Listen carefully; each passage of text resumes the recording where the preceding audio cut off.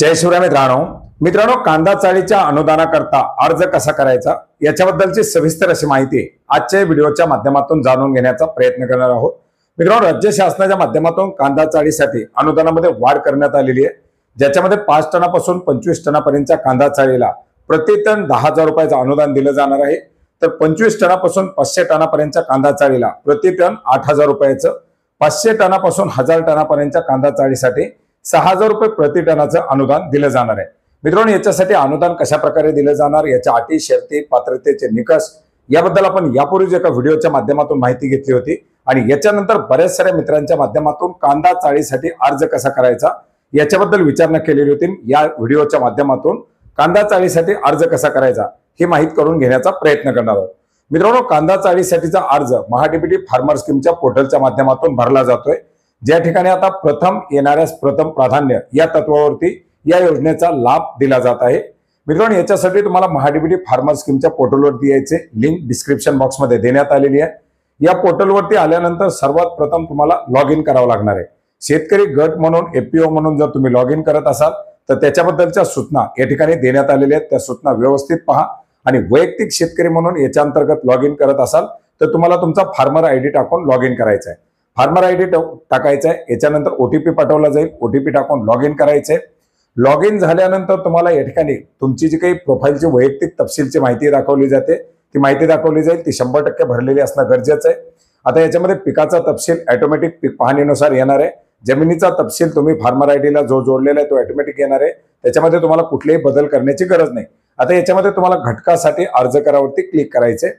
घटकासाठी अर्ज करावरती क्लिक केल्यानंतर तुम्हाला कृषी यांत्रिकरण या सर्व बाबी या ठिकाणी दाखवल्या जातील। याच्यामध्ये कांदा चाळ ही जी बाब आहे ती एकात्मिक फलोत्पादनच्या अंतर्गत तुम्हाला मिळणार आहे। एकात्मिक फलोत्पादनच्या बाबी निवडावरती क्लिक करायचे। एकात्मिक फलोत्पादनच्या बाबी निवडावरती क्लिक केल्यानंतर तुम्हाला या ठिकाणी तुमचा तालुका, गाव आणि तुमचा जो काही फार्मर आयडी असेल, जो महाडीबीटीचा आयडी असेल तो तुम्हाला दाखवला जाईल। याच्यानंतर तुमचा सर्वे नंबर जर एकापेक्षा जास्त असतील तर सर्वे नंबर निवडायचा आहे, एकच असेल तर सर्वे नंबर त्या ठिकाणी दाखवला जाणार आहे। मित्रांनो, आता एकात्मिक फलोत्पादनच्या अंतर्गत तुम्हाला जे काही घटक आहेत ते 2 घटक दाखवले जात आहेत, एक तर प्रकल्प आधारित घटक आणि इतर घटक। प्रकल्प आधारित घटकामध्ये जे काही प्रकल्प आधारित घटक आहेत ते तुम्हाला या ठिकाणी दाखवले जाणार आहेत आणि इतर घटकच्या अंतर्गत तुम्हाला जे काही फुल लागवड असेल, फळबाग लागवड असेल किंवा त्याच्या रिलेटेड इतर जे काही वेगवेगळ्या योजना आहेत, कांदा चाळ, लसूण चाळ, अशा बाबी या ठिकाणी दाखवल्या जाणार आहेत। आता याच्यामधून आपल्याला इतर घटक निवडायचे आणि याच्या अंतर्गत आपल्याला कांदा चाळ ही बाब निवडायची। कांदा चाळ निवडल्यानंतर पुढे त्याची कॅपॅसिटी दाखवली जाईल। कांदा चाळीची 5 टनापासून 25 टनापर्यंत आहे, 25 टनापासून 1,000 टनापर्यंत, 500 टनापर्यंत ज्या मोठ्या क्षमतेच्या कांदा चाळी त्या ठिकाणी निवडण्यासाठी ऑप्शन दाखवले जाईल। तुम्हाला 5 टनापासून 25 टनापर्यंतची छोटी कांदा चाळ, वैयक्तिक कांदा चाळ निवडायची असेल तर ती निवडू शकता आणि 25 टनापासून मोठी कांदा चाळ ज्याच्यामध्ये प्राधान्यानं एफपीओ, शेतकऱ्यांचे गट यांना प्राधान्य दिलं जातं, वैयक्तिक शेतकऱ्याला याच्यामध्ये प्राधान्य जास्त दिलं जात नाही।